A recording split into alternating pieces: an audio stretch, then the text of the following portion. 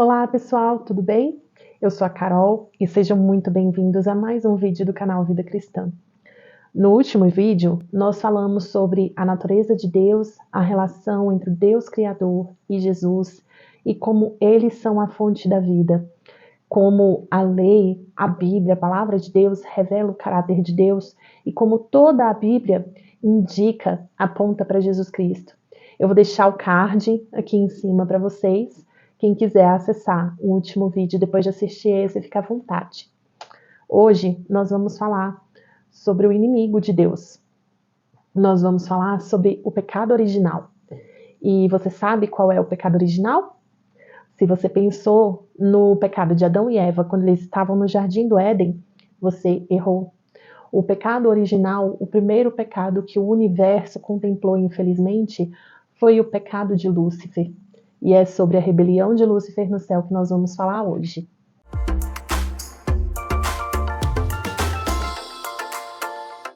Além das pessoas não terem muitas vezes uma compreensão do porquê que nós somos criação de Deus, quem é esse Deus, ele é bom, ele é mau, por que ele permite o mal na Terra, da mesma forma que nós não entendemos isso muito bem, às vezes nós também não entendemos muito bem quem é o diabo, como ele surgiu, quem é o inimigo de Deus. Nós não entendemos por que nós estamos num conflito, contra o que nós lutamos, do que nós precisamos ser salvos, por que nós precisamos de um Salvador, o que aconteceu para que nós chegássemos nesse ponto da humanidade em que nós estamos em um conflito interno diário.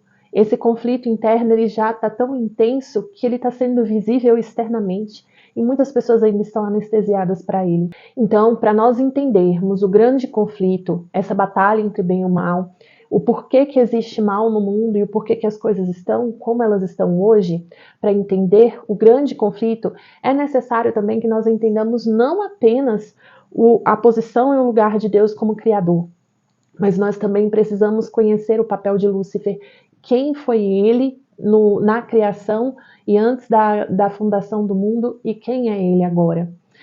Essa é a chave para nós entendermos o mal no mundo. E para o estudo de hoje, nós vamos utilizar duas fontes bibliográficas. Primeira é a Bíblia, que eu vou sempre tentar trazer aqui para vocês. E hoje vai ser a primeira vez que eu vou trazer um livro apócrifo para vocês. É o livro de Melquisedeque, pseudepígrafo de Gênesis. Esse livro ele é apócrifo. Ele foi encontrado também ali nas cavernas de Qumran. É um dos pergaminhos do Mar Morto e ele não é aceito pelas igrejas cristãs, se não me engano, nem pelas igrejas ortodoxas, mas eu quero trazer o relato aqui porque, na minha opinião, não vai contra nenhum relato bíblico, ele não vai de encontro com a Bíblia, e por mais que você não aceite na história desse livro como verdadeira, ela pode te ajudar a compreender, assim como me ajudou a compreender também como pode ter sido a rebelião no céu. Às vezes nós assistimos novelas bíblicas que têm ali o contexto bíblico, mas elas estão também permeadas de histórias periféricas à Bíblia, que não estão lá, mas que nos ajudam a entender o porquê as coisas aconteceram como aconteceram. Eu preciso que vocês mantenham a mente aberta e entendam dessa forma também. Eu estou trazendo o livro aqui para vocês, não para que vocês aceitem ele como verdade, como relato bíblico, mas para ajudar na compreensão da história bíblica. Então, eu já vou ler o primeiro texto. Ele está em Ezequiel, capítulo 28, do versículo 11 ao versículo 15. É uma profecia, uma lamentação contra o rei de Tiro. E aqui, quando a profecia se refere ao rei de Tiro, ela se refere ao próprio Lúcifer. Veio a mim a palavra do Senhor, dizendo: Filho do homem, levanta uma lamentação contra o rei de Tiro e diz-lhe: Assim diz o Senhor Deus: Tu és o sinete da perfeição, cheio de sabedoria e formosura.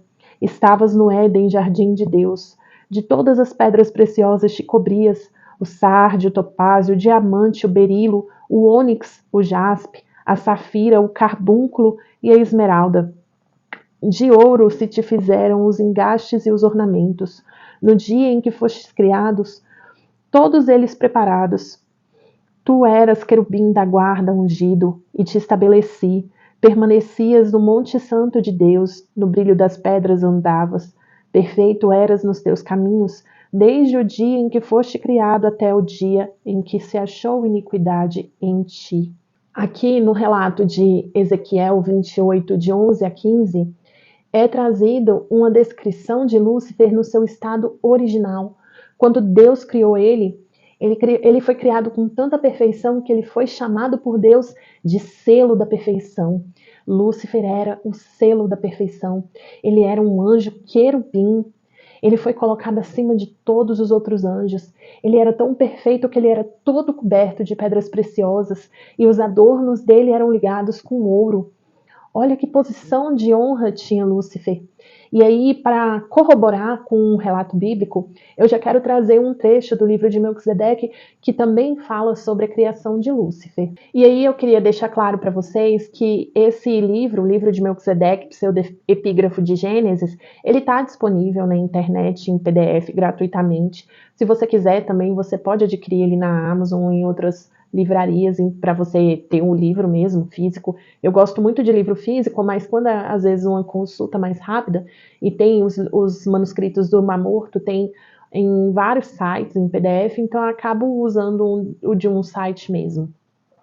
E aí é um trecho, esse livro não está dividido em versículos, então eu não vou referenciar aqui as páginas, porque a depender do PDF ou a depender do livro, vai estar numa página diferente, então não faz sentido referenciar a página, tá? Mas é bem no comecinho do livro. Deus estava para trazer à existência a primeira criatura racional. Isso foi depois dele ter criado os céus. Então, quando Deus concebeu a criação dos reinos celestiais, ele primeiro criou os reinos, criou a cidade de Jerusalém celestial, estabeleceu o trono dele no Monte Sião celestial. E depois que ele terminou a criação da cidade, ele começou a conceber a criação dos seres angelicais. E é sobre isso que esse texto vai falar. Deus estava para trazer à existência a primeira criatura racional. Seria um anjo glorioso, de todos o mais honrado. Adornado pelo brilho das pedras preciosas, esse anjo viveria sobre o Monte Sião, como representante do Rei dos Reis diante do universo. Com muito amor, o Criador passou a modelar o primogênito dos anjos. Toda a sabedoria aplicou ao formá-lo, fazendo-o perfeito. Com ternura, concedeu-lhe a vida. O formoso anjo, como que despertando de um profundo sono, abriu os olhos e contemplou a face de seu autor. Com alegria, o Eterno mostrou-lhe as belezas do paraíso, falando-lhe de seus planos que começavam a se concretizar. Ao ser conduzido ao lugar de sua morada, junto ao trono, o príncipe dos anjos ficou agradecido e, com voz melodiosa, entoou o seu primeiro cântico de louvor. Das alturas de Sião descortinava-se, aos olhos do formoso anjo, Jerusalém em sua vastidão e esplendor. O rio da vida, ao deslizar sereno em meio à cidade, assemelhava-se a uma larga avenida, espelhando as belezas do jardim do Éden e das mansões angelicais. Envolvendo o primogênito dos anjos com seu manto de luz, o Eterno passou a falar-lhe dos princípios que haveriam de reger o reino universal. Leis físicas e morais deveriam ser respeitadas em toda a extensão do governo divino. As leis morais resumiam-se em dois princípios básicos: amar a Deus sobre todas as coisas e viver na fraternidade com todas as criaturas. Cada criatura racional deveria ser um canal por meio do qual o Eterno pudesse jorrar aos outros vida e luz. Dessa forma, o universo cresceria em harmonia, felicidade e paz. Depois de revelar ao formoso anjo as leis de seu governo, o Eterno confiou-lhe uma missão de grande responsabilidade. Seria o protetor daquelas leis, devendo honrá-las e revelá-las ao universo prestes a ser criado. Com um coração transbordante de amor a Deus e aos semelhantes, caber-lhe-ia ser um modelo de perfeição. Seria Lúcifer, o portador da luz, o príncipe dos anjos. Agradecido por tudo, prostrou-se ante o amoroso rei, prometendo-lhe eterna fidelidade. Esse é o relato da criação de Lúcifer no livro de Melquisedeque. E o que eu acho muito interessante é que Lúcifer fazia jus ao nome dele. Ele foi criado para ser o portador da luz. Ele era para ser o anjo que transmitiria a mensagem de Deus aos demais anjos. Ele foi colocado acima de todos os anjos e tendo acesso único a Deus. Em geral, nós costumamos pensar que o livre-arbítrio foi dado por Deus apenas aos homens, mas ao contrário, Deus quer que todos os seres vivos sirvam a Ele de livre e espontânea vontade. Então, mesmo os anjos que foram criados antes dos homens tiveram uma prova de fidelidade com Deus. Deus permitiu que tivesse um abismo com trevas, para que o amor e a vontade, a voluntariedade de cada anjo em servir a ele fosse provada. E aí nós vamos ler mais uma vez um trecho do livro de Melquisedeque. Tão preciosa como a vida, a liberdade de escolha, através da qual as criaturas poderiam demonstrar o seu amor ao Criador, exigia um teste de fidelidade. Com o propósito de revelá-lo, o Eterno conduziu as hostes de anjos por entre o espaço iluminado até se aproximarem de um abismo de trevas que contrastava com o imenso brilho das galáxias. Ao longe, esse abismo revelava-se insignificante aos olhos dos anjos, como um pontinho sem luz, mas à medida de sua aproximação mostrou-se em sua enormidade. O Criador, que a cada passo revelava aos anjos os mistérios de seu reino, ficou ali silencioso, como que guardando para si um segredo. As trevas daquele abismo consistiam no teste da fidelidade. Voltando-se para as hostes angelicais, o Eterno solenemente afirmou: todos os tesouros da luz estarão abertos ao vosso conhecimento, menos os segredos ocultos pelas trevas. Sois livres para me servirem ou não. Amando a luz, estareis ligados à fonte da vida. Com essas palavras, Deus fez separação entre a luz e as trevas, o bem e o mal. O universo era livre para escolher o seu destino. Então, nesse trecho, nesse texto do livro de Melquisedeque, nós também podemos ter uma noção de como foi a prova de fidelidade que Deus colocou para os anjos.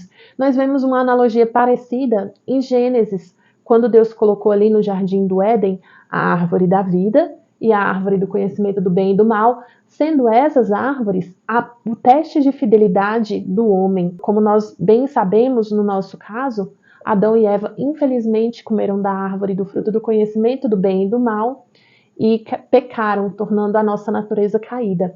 Então, de uma forma similar, nós temos um relato que retrata esse teste de fidelidade de Deus com os anjos. E Lúcifer, aquele anjo perfeito que nós retratamos e que foi falado no começo desse vídeo, serviu o Criador fielmente. Ele prometeu, ele fez uma promessa, ele jurou ao Criador que ele seria fiel eternamente. E ele cumpriu essa promessa por eras, por muito tempo, até que um dia ele sentiu curiosidade em conhecer os segredos das trevas.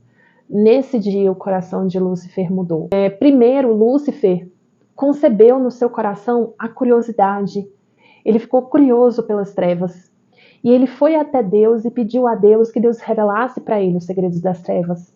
A resposta do Criador é que Lúcifer tinha sido criado para o reino de luz, então que ele não deveria buscar. Deus não mostraria para ele os segredos das trevas, porque não era da natureza dele conhecer, ele não foi criado para conhecer os segredos das trevas. Ele foi criado para conhecer e manifestar e proliferar os conhecimentos e a sabedoria da luz. Mas Lúcifer não se satisfez com essa resposta. Ele continuou alimentando essa curiosidade até que ele buscou, por seus próprios meios, conhecer as trevas. Ele começou a visitar aquele abismo e contemplar as trevas. E de contemplar as trevas passaram para dentro de Lúcifer. E ele começou a conceber a ciência do bem e do mal, que seria uma ciência onde o bem e o mal coexistiriam de maneira harmônica. O que me lembra, inclusive, do símbolo do Yin Yang, onde você tem metade branco com uma bolinha preta, metade preta com uma bolinha branca, representando a coexistência, o equilíbrio entre o bem e o mal. Isso é o que foi concebido no coração de Lúcifer. Além de Lúcifer conceber dentro de si a ciência do bem e do mal, ele começou a desejar o trono de Deus. Ele se envaideceu com a sua beleza e também com a sua posição no meio dos anjos. Ele estava acima dos anjos, né? Ele estava ali numa posição de autoridade por sobre todos os anjos e abaixo apenas de Deus. Então ele permitiu que o coração dele se exaltasse a ponto dele julgar que ele seria um governante do universo melhor do que o próprio Deus. E aí eu queria ler para vocês, porque na Bíblia nós temos a comprovação dessa cobiça do diabo. O primeiro texto que eu vou ler para vocês está em Isaías 14, do 12 ao 14, que diz assim: Como caíste do céu, ó estrela da manhã, filho da alva, como foste lançado por terra, tu que debilitavas as nações. Tu dizias no teu coração: Eu subirei ao céu, acima das estrelas de Deus exaltarei o meu trono, e no monte da congregação me assentarei, nas extremidades do norte. Subirei acima das mais altas nuvens e serei semelhante ao Altíssimo. Nesse texto, nós vemos um resumo da cobiça de Lúcifer pelo trono de Deus. Aqui no texto, quando fala, eu subirei ao céu, acima das estrelas de Deus exaltarei o meu trono, as estrelas são anjos. Tanto é que em Apocalipse, quando fala que o diabo arrastou com ele, o dragão arrastou com ele 1/3 das estrelas do céu, a referência são anjos. As estrelas que caíram do céu são anjos que caíram do céu. E aqui é o mesmo sentido, quando fala que Lúcifer queria ser como Deus e estabelecer o seu trono acima das estrelas, ele queria dominar sobre os anjos, governar o universo no lugar de Deus. Outro texto que eu queria ler para vocês está em Ezequiel, capítulo 28, e eu vou ler dos versículos 2 a 8. Esses versículos também vão retratar o sentimento de cobiça e altivez e de querer se comparar com Deus no coração do homem, que também pode ser feita analogia para Lúcifer. Filho do homem, dize ao príncipe de Tiro, assim diz o Senhor Deus, visto que se eleva o teu coração e dizes, eu sou Deus, sobre a cadeira de Deus me assento no coração dos mares, e não passas de homem, e não és Deus, ainda que estimas o teu coração como se fosse o coração de Deus. Sim, és mais sábio que Daniel, não há segredo algum que se possa esconder de ti. Pela tua sabedoria e pelo teu entendimento alcançaste o poder e adquiriste ouro e prata nos teus tesouros. Pela extensão da tua sabedoria no teu comércio, aumentaste as tuas riquezas, e por causa delas se eleva o teu coração. Assim diz o Senhor Deus, visto que estimas o teu coração como se fosse o coração de Deus, eis que eu trarei sobre ti os mais terríveis estrangeiros dentre as nações, os quais desembainharão a espada contra a formosura da tua sabedoria e mancharão o teu resplendor. Eles te farão descer a cova e morrerás da morte dos traspassados no coração dos mares. Então, aqui nesses versículos, tanto em Isaías como aqui também em Ezequiel, nós vemos como Lúcifer e depois outros homens depois dele, mas que também retratam o mesmo comportamento, como eles entristecem o coração de Deus. Qual é a paga, o retorno dessa rebelião? A rebelião de Lúcifer no céu causou a queda dele à terra, assim como a altivez no coração do homem precede a sua queda. Eu também gostaria de ler mais um trecho do livro de Melquisedeque. Esse trecho é um pouquinho maior, mas eu acho que ele é muito ilustrativo e traz bastante informação sobre o que pode ter acontecido também. Diz assim o trecho: Antes de criar o universo, Deus já previra a possibilidade de uma rebelião. O risco de conceder liberdade às criaturas era imenso, mas sem esse dom a vida não teria sentido. Ele queria que a obediência fosse fruto de reconhecimento e amor, por isso decidiu correr o grande risco. Ainda que prosseguisse na busca do sentido das trevas, Lúcifer não pretendia abandonar a luz. Esforçava-se para chegar a uma combinação entre essas partes, que no reino do eterno coexistiam separadas. Finalmente, com um sentimento de exaltação, concebeu uma teoria enganosa, que pretendia apresentar ao universo como um novo sistema de governo superior ao governar do eterno. Denominou a sua lei de a ciência do bem e do mal. Estruturada na lógica, a ciência do bem e do mal se revelou atraente aos olhos de Lúcifer, parecendo descerrar um sentido de vida superior àquele oferecido pelo Criador, cujo reino possibilitava unicamente o conhecimento experimental do bem. No novo sistema, haveria equilíbrio entre o bem e o mal, entre o amor e o egoísmo, entre a luz e as trevas. Ao longo do tempo em que amadurecera em sua mente a ciência do bem e do mal, Lúcifer soube guardar segredo diante do universo. Continuava em seu posto de honra, cumprindo a função de portador da luz. Contudo, por mais que procurasse fingir, seu semblante já não revelava alegria em servir ao Eterno. O divino rei, que sofria em silêncio, procurava, por meio de suas revelações de amor, preparar as criaturas racionais para a grande prova que se aproximava. Sabia que muitos dariam ouvido à tentação, voltando-lhe as costas. A noite da provação faria sobressair, contudo, os verdadeiros fiéis, aqueles que serviriam ao Criador não por interesse, mas por amor. Ao ver que a hora da prova chegara e que Lúcifer estava pronto para traí-lo diante do universo, o Eterno, que jamais cessara de revelar os seus tesouros de sabedoria, tornou-se silencioso e contemplativo. O silêncio fez reviver no coração das hostes angelicais a lembrança daquela primeira excursão sideral, quando, depois de lhes mostrar as riquezas do reino da luz, Deus tornou-se silencioso ante aquele abismo. Lembraram-se os anjos de suas palavras. Todos os tesouros da luz estarão abertos ao vosso conhecimento, menos os segredos ocultos pelas trevas. Sois livres para me servirem ou não. Amando a luz, estareis ligados à fonte da vida. Lúcifer, que passara a cobiçar o trono de Deus, indagou-lhe o motivo de seu silêncio. O Criador, contemplando-o com infinita tristeza, disse-lhe: é chegada a hora das trevas. Você é livre para realizar os seus propósitos. Vendo que o momento propício para a propagação da sua teoria havia chegado, Lúcifer convocou os anjos para uma reunião especial. As hostes, desejosas de conhecer o significado do silêncio do Pai, tomaram seus lugares junto ao magnífico anjo, que sempre lhes revelara os segredos e os tesouros do reino da luz. Lúcifer começou seu discurso exaltando, como de costume, o governo do Eterno. Num amplo retrospecto, lembrou-lhes as grandiosas revelações que os enriquecera em toda aquela eternidade. O silêncio divino apresentou-o como sendo a indicação de que o universo alcançara a plenitude do conhecimento oriundo da luz. Silenciando, o Eterno abria-lhes caminho para o entendimento de mistérios ainda não sondados, mantidos até então além dos limites de seu governo. Surpresas, as hostes tomaram conhecimento da experiência de Lúcifer sobre as trevas. Com eloquência, ele falou-lhes da ciência do bem e do mal, indicando-a como o caminho das maiores realizações. Então, com esse discurso, Lúcifer passeou pelas galáxias angelicais, levando essa mensagem. E ele conseguiu atrair para si 1/3 dos anjos do céu. E isso está escrito em Apocalipse capítulo 12. Lúcifer e os anjos que o seguiram passaram a desejar cada vez mais o trono do universo.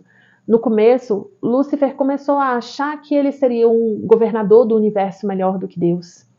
Com o tempo, ele passou a querer se rebelar, a querer unir esses anjos para fazer uma rebelião e tomar o trono do universo para si.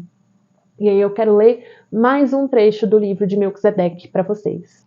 Só para contextualizar a leitura, que eu vou ler de um ponto já posterior, Lúcifer provoca essa rebelião nos céus e os anjos têm que fazer a sua decisão. Chegou num ponto insustentável, teve que haver uma linha divisória. Então Deus estabeleceu um limite. Quem passasse daquele limite, e isso foi amplamente explicado, todos os anjos estavam conscientes no momento das suas decisões. Quem ultrapassou o limite deixou, infelizmente, de ser filho de Deus. E é esse o trecho que eu vou ler agora para vocês. Ao ver 1/3 dos súditos transporem as divisas da eterna separação, Deus deixou extravasar a dor angustiante que por tanto tempo martirizava o seu coração, curvando-se em inconsolável pranto. Contemplando seus filhos rebeldes, ergueu a voz numa lamentação dolorosa. Meus filhos, já não posso chamá-los assim. Eu queria tanto tê-los nos braços meus. Lembro-me quando os formei com carinho. Vocês surgiram felizes e perfeitos, em acordes de esperança em eterna harmonia. Vivi para vocês, cobrindo-os de glória e poder. Vocês foram a minha alegria. Por que seus corações mudaram tanto? O que mais poderia eu ter feito para fazê-los permanecer comigo? Hoje minha alma sangra, em dor pela separação eterna. Como olharei para os lugares vazios, onde tantas vezes rejubilantes ergueram as vozes em hosanas festivas, sem me vir à mente um misto de felicidade e dor? Saudade infinita já invade o meu ser, e sei que será eterna. Hoje o meu coração rompeu e quebrou-se. As cicatrizes carregarei para sempre. Depois de proclamar em pranto tão dolorosa lamentação, o Eterno, dirigindo-se a Lúcifer, o causador de todo o mal, disse: Você recebeu um nome de honra ao ser criado. Agora não mais o chamarão Lúcifer, mas Satã, o Senhor das Trevas. Então, a partir desse relato, nós podemos ver, nós podemos imaginar o quão baixa foi a traição de Lúcifer, aquele que foi o primogênito dos anjos, colocado acima de todos e que na sua criação sentiu tanta gratidão que se ajoelhou diante do Eterno e jurou a ele fidelidade eterna. Esse mesmo anjo, que tinha posição de honra acima de todos os outros, se sentiu atraído pelas trevas, concebeu o mal no seu coração, se rebelou completamente contra o seu Criador. Esse foi o fim de Lúcifer e o início de Satã, o adversário de Deus. Antes da traição de Lúcifer, o universo era perfeito e só conhecia o bem. Não havia dor, não havia sofrimento, não havia mal, não havia discórdia, nem dissensão, não havia rebelião. Depois do pecado de Lúcifer, todo esse mal entrou no mundo. Então, o gestor, quem concebeu dentro de si o mal não só no mundo, mas o mal no universo, foi Lúcifer. Não satisfeito em ter o mal para si, ele contaminou 1/3 dos anjos, 1/3 das estrelas do céu. Ele contaminou com o seu discurso malicioso e arrastou esses anjos com ele. Ele não só descumpriu a promessa de fidelidade eterna que ele fez ao Criador, como também ele passou a cumprir essa promessa ao inverso. Ele passou a contaminar os outros para distanciar de Deus. Aquele que uma vez tinha sido o portador da luz, passou a ser Satã, o senhor das trevas, o portador das trevas e o proliferador de todo o mal. A cereja do bolo dessa traição é que Lúcifer não só fez isso no céu, como até hoje, desde a fundação do mundo, ele faz isso na terra. Ele levou Adão e Eva a pecarem, e ele leva cada um dos homens a pecarem. Ele é o tentador. A tentação não vem de Deus, a tentação vem de Satanás. E até hoje ele continua nessa busca incessante por almas que estejam fragilizadas, que estejam distantes de Deus, para envolvê-las com o pecado e levá-las à morte. O objetivo dele hoje é matar, roubar e destruir todos quantos ele puder, porque para ele já não tem mais salvação. E o que eu acho mais irônico nisso tudo é que ele é retratado de uma forma muito romantizada em vários filmes e séries. Ele tem uma série com o nome dele, Lúcifer, e nessa série ele é retratado como? Ele é retratado como um filho injustiçado, com uma boa intenção, mas que foi maltratado e injustiçado por um criador mau. Que maldade é essa? Agora você sabe a verdade. Você sabe quem foi mal e quem foi bom nessa história. A consequência da rebelião de Lúcifer, além da mudança do caráter dele, além dele ter concebido o mal do universo dentro de si, além dele ter contaminado 1/3 dos anjos, foi que ele foi expulso no céu. Nós já estamos caminhando para o final desse vídeo e eu queria ler mais 2 passagens com vocês. Uma está em Apocalipse, capítulo 12, e outra está em Ezequiel 28. Eu vou ler Apocalipse, capítulo 12, versículo 3 e 4. Viu-se também outro sinal no céu, e eis um dragão, grande, vermelho, com 7 cabeças, 10 chifres, e nas cabeças 7 diademas. A sua cauda arrastava a 1/3 parte das estrelas do céu, as quais lançou para a terra. Aqui nós vemos o juízo sobre Lúcifer. De Lúcifer, aquele anjo todo revestido de pedras preciosas, de portador da luz, ele passou a ser senhor das trevas, Satã, o adversário, o dragão de 7 cabeças, 7 diademas, e que arrastou consigo 1/3 das estrelas do céu e foram precipitados à terra. Eu também queria ler mais uma vez Ezequiel 28, e agora eu vou ler dos versículos 15 a 17. Na multiplicação do seu comércio, se encheu o teu interior de violência e pecaste. Pelo que te lançarei profanado fora do monte de Deus, e te farei perecer, ó querubim da guarda, em meio ao brilho das pedras. Elevou-se o teu coração por causa da tua formosura, corrompeste a tua sabedoria por causa do teu resplendor. Lancei-te por terra, diante dos reis te pus, para que te contemplem.